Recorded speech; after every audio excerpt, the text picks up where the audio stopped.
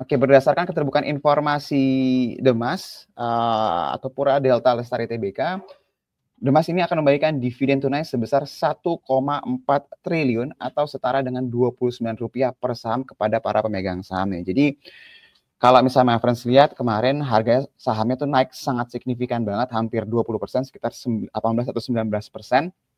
Dan ini memang mencerminkan jumlah dividen yang akan dibagikan kepada pemegang sahamnya. Nah, pertanyaannya adalah apakah Demas ini rajin bagi dividen? Apakah Demas ini akan terus-terusan gitu ya bayarin dividen sebesar Rp29, terus kedepannya akan terus bertambah? Kita lihat sebenarnya Demas ini fokusnya apa sih?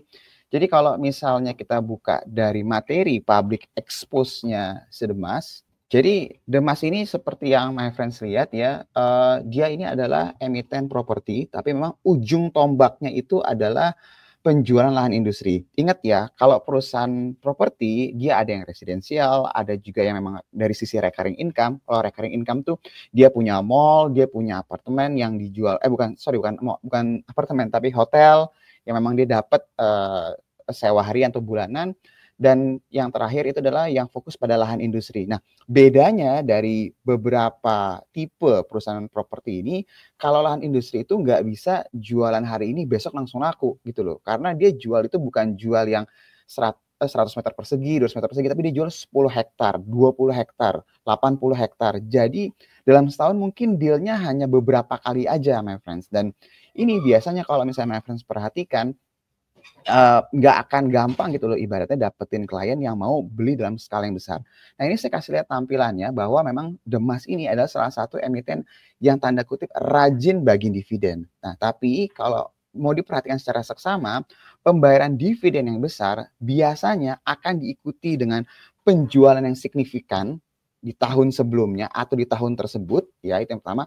Yang kedua, cash dia yang benar-benar signifikan banget baru dia bisa bagiin dividen. Nah, makanya kalau misalnya my friends perhatiin di tahun 2024 ini kenapa dia bisa bagiin dividen dalam jumlah besar, cash-nya dia itu memang dibandingkan beberapa tahun terakhir nih kalau my friends lihat itu salah satu yang tertinggi nih dari 2020. Jadi ketika cash-nya udah besar, dia akan bayarin lagi semua untuk untuk pemegang sahamnya. Nah, ketika semua cash-nya dibagikan, kalau berdasarkan dari ini 1,4 triliun itu artinya dari sisa cash dia di tahun 2024, berarti kan sisa tinggal 300 miliar ya.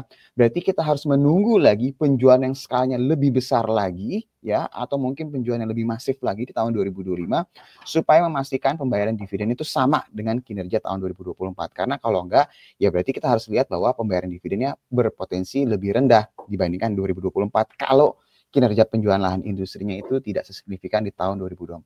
Apa buktinya lahan industri itu kontributor terbesarnya Demas? Ini saya kasih lihat. Nah, ini kalau misalnya friends lihat dari laporan keuangan terakhir Demas, ya, friends bisa lihat di halaman 60, ini dikasih lihat bahwa penjualan untuk industri itu mengcover sekitar 1,7 triliun ya dari total penjualan mereka di tahun tersebut itu sekitar 2 triliun 32 miliar. Jadi bisa dikatakan hampir keseluruhan itu benar-benar ditopang dari penjualan lahan industri. Jadi ketika dia ada jualan lahan dalam skala yang besar banget, baru dia akan mendapatkan cash yang gede, baru nanti akan berpotensi membayarkan dividen yang besar banget. Kalau toh pun misalnya nggak terlalu besar penjualannya, ya artinya tetap bayar dividen, tapi kita nggak bisa expect pembayaran dividennya sama seperti dengan tahun-tahun sebelumnya. Jadi kalau misalnya friends sudah punya Demas, ya congrats, dapat dividen yang besar. Tapi kalau mau expect tahun ini dia bisa dapat dividen sama kayak 2024, Pak, kita harus pastiin lagi bahwa penjualan di tahun 2025, terutama lahan industrinya, bisa sama atau bahkan lebih besar daripada tahun 2024. Itu mungkin insight dari saya, Yul. Saya kembalikan lagi ke Yuli.